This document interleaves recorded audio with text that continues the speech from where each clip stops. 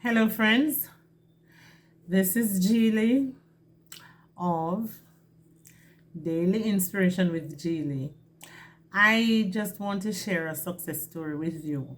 I've come across so many people who are frustrated and discouraged and disappointed. Some are ready to throw in the towel, and some have actually done so and are just about to lose their minds. But it is never too late for a shower of rain. It's never too late to accomplish what you want to. Age is just a number, and sometimes your situation is not as bad as it seems to you. And sometimes you are almost at the end of the tunnel, and you just give up. But I want to encourage you to keep pressing on. Keep pressing on. Change your modus operandi. Decide to take a risk. Decide to do something different. Because you know what they say? It's crazy people who do things the same way all the time and expect a different result.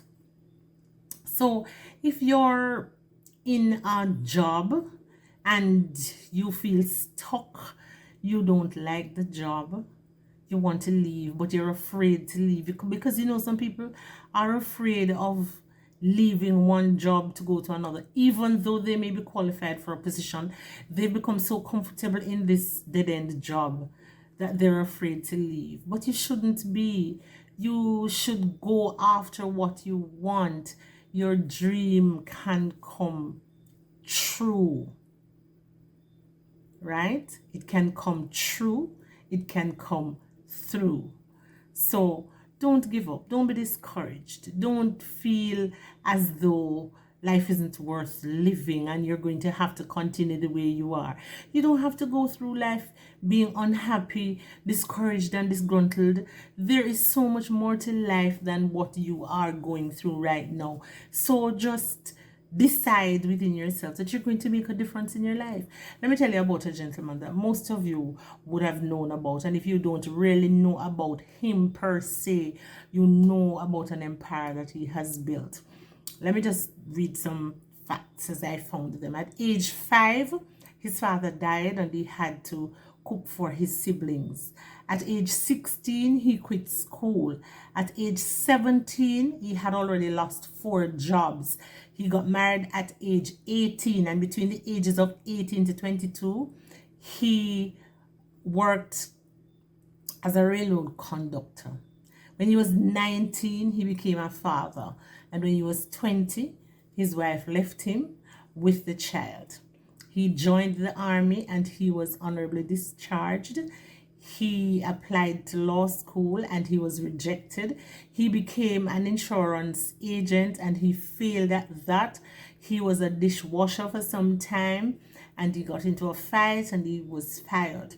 When he became 65 years old, he retired. And on the first day of his retirement, the government sent him a check for $105. He lived in the States, so it was 105 US dollars. And he felt as though the government was saying that he wasn't even capable of taking care of himself. So he decided to commit suicide. So he sat under a tree and thought that he would write his will.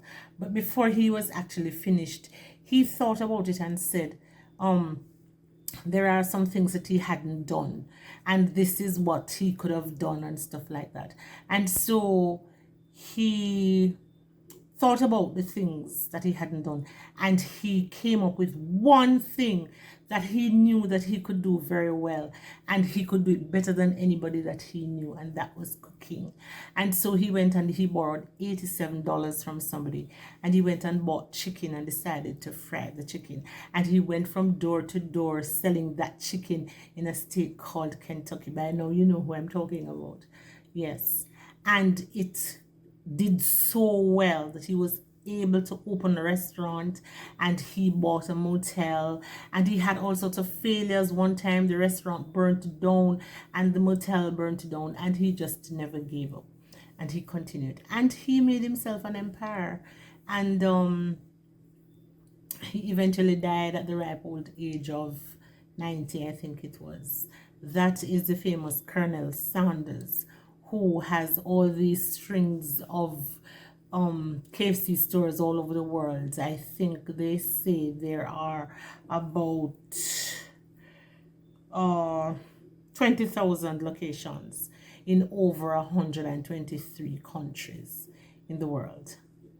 He went through a lot. He suffered a lot of failures. He suffered a lot of setbacks, but he still continued to press on, and he became extremely successful.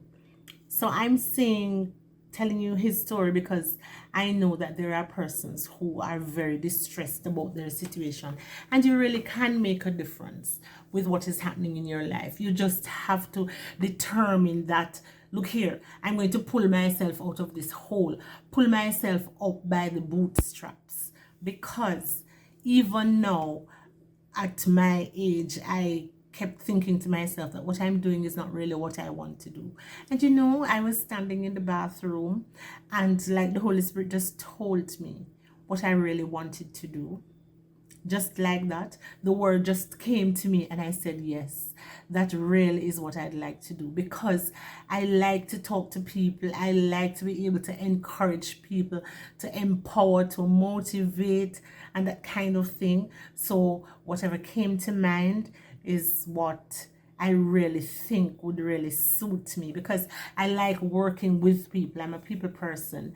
I do not like to be desk bound, and shuffling paper around and being an administrator, that kind of thing. That's not really my kind of thing. I love high interaction with people. I get clicking when I have to deal with people and I have to interface with people. It brings me a lot of joy to be able to solve problems for people, to encourage them, and to see them turn their lives around because of something I did or something I said or how I made them feel, that kind of thing. I really believe so. And at my ripe old age, I believe that this is what I want to do. And so I'm on my way to doing that because of my courses of study. I have certain qualifications in areas that would really help me to be better able to do what I have determined that I want to do. So I'm encouraging you to not just sit there and think that you're stuck in a position that you have to be for the rest of your life because you can't come out. And if you want to do something and you want to qualify yourself, you can do that. You can work in a different area altogether if it's what you want, because sometimes I find that there are young people who prefer to do a particular thing, but their parents wanted them to do something else and they did it and they're not enjoying it. This is a time of your life when you can go out and do something. Take a risk, and if you don't have the requisite qualifications, you can get the qualifications, and don't limit yourself by saying, oh, I don't have the money, I can't afford it. Scholarships are available all over the place. You can look around, you can go to Heart Trust, you can apply for a scholarship, you can do courses online, and after you've amassed a certain number of them, they can go together, you can get certification, and you can move into an area that you would like. You perhaps might not even start out getting the amount of money that you wanted, but at least you can get some experience, and that would really help you. So don't allow your dream to die. You can still go to it. I know a lot of persons that are saying that, this is what I really wanted to do, and I'm saying, but why aren't you doing that? And they're saying, because, and what have you. Go for it. I'm encouraging you, because when I hear people say so, I encourage them to go after what they really would like to do. Don't just sit there and think that you can't do it. You can. Anything you put your mind to, you can do it. There is a saying that anything that the mind can conceive, it can achieve. And if you believe it and you believe in yourself, you can really do it. So I'm challenging you and encouraging you to do whatever it is you would like to do that would make your life more fulfilling, that would allow you to relate to others at a different level and help people and find satisfaction and fulfillment. Right? Don't kill your dream. It is never too late. Never too late. I remember having read about this lady. Her name is Rose, and Rose was 88, I think she was, and she had always wanted to get her GED, and she went back to school and she got her GED with all the youngsters in the classes. She went and they just loved her because she was a sweet old lady. And you know, after she got her GED, which is a high school diploma, after she got it, she graduated and everything, and she passed like maybe within a month of having received her GED. But that was something that she was satisfied that she was able to accomplish before she actually died. Can you imagine? At the ripe old age of 88. So if you are 60 or 50 or 60, 70 even, and there's something that you wanted to do, don't hold yourself back and don't cultivate any negative thoughts. I'm saying to you that whatever the mind can conceive, it can achieve. That's a challenge for you. Think about it and see what happens. Make a move. Do a little research on it. Find out how you can change your situation and see how you can move toward whatever it is that you are interested in doing, and see how it works out for you. All right? Thank you for listening as usual. Remember to subscribe, like, share, hit the notification bell, and leave a comment if you will. And I'll see you next time. Have a good one. Bye.